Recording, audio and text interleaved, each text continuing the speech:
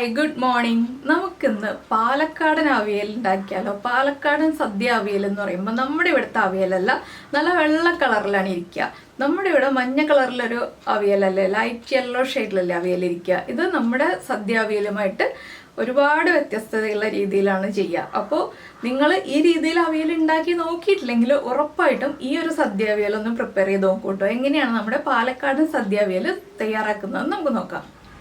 നമുക്ക് നമ്മുടെ ഇൻഗ്രീഡിയൻസ് നോക്കാം. ഞാനിപ്പോൾ ഇതാ കുറച്ച് വെജിറ്റബിൾസ്, അതായത് ഒരു മുരിങ്ങയ്ക്ക, 2 ക്യാരറ്റ്, 1/4 കിലോ കുമ്പളങ്ങ, ഒരു പച്ചയ്ക്ക, ഒരു പടവലങ്ങ, ഒരു 100 ഗ്രാം അച്ചിങ്ങ, അതായത് നമ്മുടെ പയർ, ഒരു 100 ഗ്രാം തന്നെ മത്തങ്ങ എടുത്തിട്ടുണ്ട്. അങ്ങനെ കുറച്ച് വെജിറ്റബിൾസ് എടുത്തിട്ടുണ്ട്. പിന്നെ എടുത്തിരിക്കുന്നത് 10-15 ഉള്ളി എടുത്തിട്ടുണ്ട്, 4 പച്ചമുളക് എടുത്തിട്ടുണ്ട്, അരമുറി നാളികേരം, അരമുറി മതി കേട്ടോ, നമുക്ക് നാളികേരം ഒരുപാട് വേണ്ട. പിന്നെ തൈര്, നിങ്ങളുടെ കയ്യിലുള്ള തൈരിൻ്റെ പുളി അനുസരിച്ച് എടുക്കുക. അധികം വെള്ളം ഇല്ലാത്ത തൈരാണ് നല്ലത്. ഞാനിപ്പോൾ എടുത്തിരിക്കുന്നത് 5 ടേബിൾ സ്പൂൺ തൈരാണ് കേട്ടോ, പുളി ഇല്ലാത്ത തൈര്. ഇത്രയും കാര്യങ്ങളാണ്. അപ്പോൾ ആദ്യം നമ്മൾ ഈ വെജിറ്റബിൾസൊക്കെ കട്ട് ചെയ്യുക. ഒരേ വലിപ്പത്തിൽ കട്ട് ചെയ്യുകയാണെങ്കിൽ നല്ലത്. കുമ്പളങ്ങയും മത്തങ്ങയൊക്കെ നമുക്ക് ഒരേ വലിപ്പത്തിൽ കട്ട് ചെയ്യാൻ പറ്റില്ല. അതുകൊണ്ട് ഞാനപ്പോൾ കുമ്പളങ്ങ മത്തങ്ങ അതിൻ്റേതായിട്ടുള്ള രീതിയിൽ കട്ട് ചെയ്തു. ബാക്കിയുള്ള വെജിറ്റബിൾസ് എല്ലാം ഇതുപോലെ ഈ ഒരു വലിപ്പത്തിൽ കട്ട് ചെയ്തെടുത്തിട്ടുണ്ട്. ഇനി നമുക്ക് ഇത് കുക്ക് ചെയ്യാൻ വയ്ക്കാം.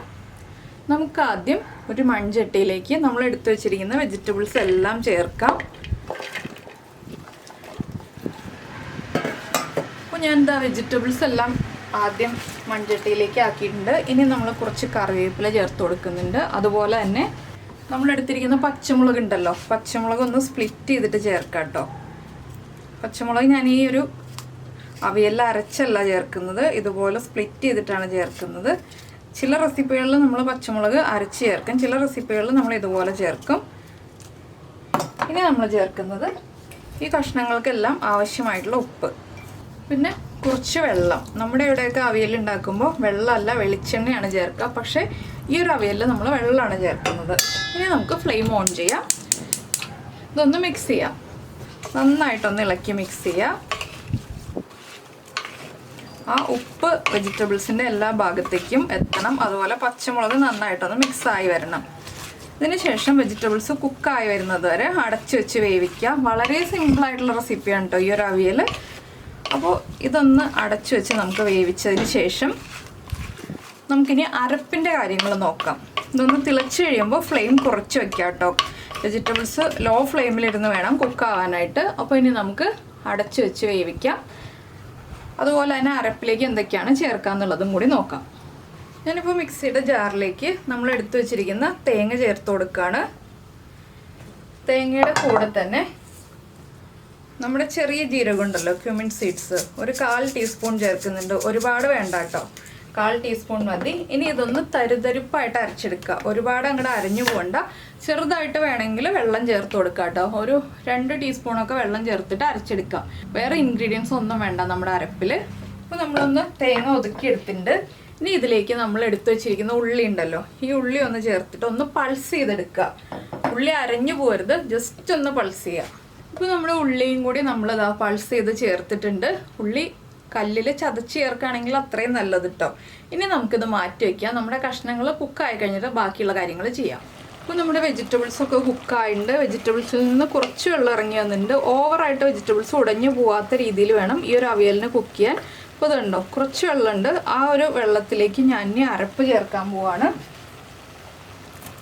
എപ്പോഴും നമ്മൾ അവിയലിന് അരപ്പ് ചേർക്കുമ്പോൾ നടുഭാഗത്തേക്ക് ചേർക്കാം കേട്ടോ. ഇനി നമുക്ക് ഈ അരപ്പൊന്ന് കുക്കായി കിട്ടാനായിട്ട് ഈ വെജിറ്റബിൾസ് ഉപയോഗിച്ച് തന്നെ ഒന്ന് കവർ ചെയ്ത് വെച്ചിട്ട് വീണ്ടും ഒരു 2 മിനിറ്റ് ഒന്ന് അടച്ചു വയ്ക്കാം. ഇതൊക്കെ ചെറിയ ബർണറിൽ ഹൈ ഫ്ലെയിമിൽ വെച്ചിട്ടാണ് ഞാൻ കുക്ക് ചെയ്തെടുക്കുന്നത്. അപ്പോൾ ഇത് അടച്ചു വെച്ചിട്ട് 2 മിനിറ്റ് കഴിഞ്ഞിട്ട് നമുക്ക് ബാക്കിയുള്ള കാര്യങ്ങൾ ആഡ് ചെയ്യാം. അപ്പോൾ നമ്മൾ അരപ്പ് ചേർത്ത് അടച്ചു വെച്ചിട്ട് ഒരു 2 മിനിറ്റ് ആയി. നമുക്ക് വീണ്ടും തുറന്നതിന് ശേഷം നന്നായിട്ടൊന്ന് ഇളക്കി മിക്സ് ചെയ്യാം. അരപ്പിലേക്ക് നന്നായിട്ട് ആവി കയറി അരപ്പൊന്ന് കുക്കായി വന്നിട്ടുണ്ട്. ഇനി നമ്മളൊന്ന് ഉപ്പ് ചെക്ക് ചെയ്യുക. ഉപ്പ് കുറവാണെങ്കിൽ ഉപ്പ് ആഡ് ചെയ്ത് കൊടുക്കുക. അപ്പോൾ ഇത് കണ്ടോ, കഷ്ണങ്ങളൊന്നും ഉടയാതെ കിട്ടിയിട്ടുണ്ട്. ഇനി ഞാനൊന്ന് ഉപ്പ് ചെക്ക് ചെയ്യട്ടെ. ഉപ്പ് കുറവാണ് കേട്ടോ, അതുകൊണ്ട് കുറച്ചുകൂടി ഉപ്പ് ചേർത്ത് കൊടുക്കുന്നുണ്ട്. അപ്പോൾ നമ്മുടെ കഷ്ണങ്ങളിലേക്ക് ഉപ്പ് പിടിച്ചിട്ടുണ്ട്. അരപ്പിന് ആവശ്യമായിട്ടുള്ള ഉപ്പും കൂടി ഇപ്പോൾ ചേർത്തിട്ടുണ്ട്. നമുക്കൊന്നുകൂടി മിക്സ് ചെയ്തതിന് ശേഷം ഇതിലേക്ക് അടുത്ത ഇൻഗ്രീഡിയൻ്റ് ആഡ് ചെയ്യാം, നമ്മുടെ മെയിൻ ഇൻഗ്രീഡിയൻ്റ് ആയിട്ടുള്ള തൈര്. ഇനി ഫ്ലെയിം കുറച്ച് വെക്കുക കേട്ടോ, ലോ ഫ്ലെയിമിൽ വെക്കുക. ലോ ഫ്ലെയിമിൽ വെച്ചിട്ട് തൈര് ചേർത്തിട്ട് നന്നായിട്ടൊന്ന് ഇളക്കി മിക്സ് ചെയ്യാം. അപ്പോൾ പുളിയുള്ള തൈരാണെങ്കിൽ ഇതുപോലെ മുഴുവനേ ചേർക്കരുത്. നിങ്ങൾ പുളിയുള്ള തൈരാണെങ്കിൽ കുറച്ച് ചേർക്കാം കേട്ടോ, വളരെ ചെറിയ അളവിൽ ചേർക്കാൻ പാടുള്ളൂ. തൈര് ചേർത്തിട്ട് ഒരുപാട് സമയം ചൂടാക്കാനും പാടില്ല, ചെറുതായിട്ടൊന്ന് ചൂടാവാനേ പാടുള്ളൂ. അപ്പം എങ്ങനെയുണ്ട് നമ്മുടെ അവിയൽ കാണാനായിട്ട്? സാധാരണ നമ്മളൊക്കെ ഇവിടെ നമ്മുടെ എറണാകുളം ജില്ലയിലൊക്കെ മഞ്ഞ കളറിലെ അവിയലല്ലേ, ഇത് നല്ല വെള്ള കളറിലെ അവിയൽ. അപ്പോൾ അവിയലിൻ്റെ കഷ്ണങ്ങൾ നിങ്ങൾക്ക് ഇഷ്ടമുള്ള കഷ്ണങ്ങൾ ആഡ് ചെയ്യാം കേട്ടോ. അപ്പോൾ ഞാൻ എന്താ ഫ്ലെയിം ഓഫ് ചെയ്യാണ്. എന്താണെന്ന് വെച്ചിട്ടുണ്ടെങ്കിൽ ചട്ടിയുടെ ചൂടിൽ തൈര് നന്നായിട്ട് ചൂടായി വരും. ഇനി നമുക്കിതിലേക്ക് ആഡ് ചെയ്യാനുള്ളത് നമ്മുടെ കറിവേപ്പില. കറിവേപ്പിലയ്ക്ക് അളവൊന്നുമില്ല, ധാരാളമായിട്ട് കറിവേപ്പില ചേർക്കുക. കറിവേപ്പിലയൊക്കെ ചേർത്തിട്ട് കുറച്ച് പച്ച വെളിച്ചെണ്ണ ഒഴിക്കുക.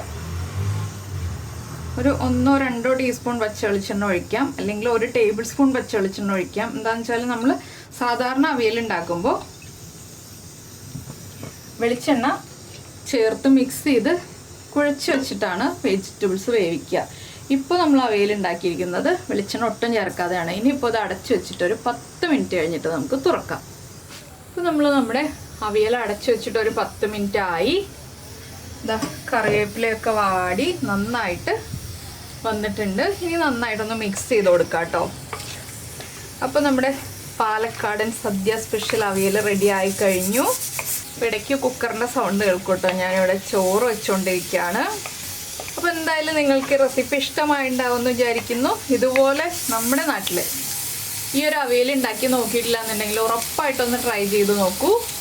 അപ്പോൾ ഇതാ കണ്ടല്ലോ, വളരെ സിമ്പിളല്ലേ, ഏറ്റവും എളുപ്പത്തിൽ തയ്യാറാക്കാൻ പറ്റിയ റെസിപ്പിയാണ് നമ്മുടെ അവിയൽ എന്ന് പറയുന്നത്. നമ്മുടെ അവിയലിനേക്കാൾ കുറച്ചുകൂടി സിമ്പിളാണ് പാലക്കാടൻ സദ്യ അവിയൽ. അപ്പോൾ എല്ലാവരും ഈ ഒരു റെസിപ്പി തയ്യാറാക്കി നോക്കിയിട്ട് നിങ്ങളുടെ അഭിപ്രായം ഉറപ്പായിട്ടും കമൻറ്റ് ചെയ്യുന്നതിനോടൊപ്പം തന്നെ ഈ റെസിപ്പി ഇഷ്ടമായിട്ടുണ്ടെങ്കിൽ ഒന്ന് ലൈക്ക് ചെയ്യാനും കൂടി മറന്നുപോയില്ലല്ലോ.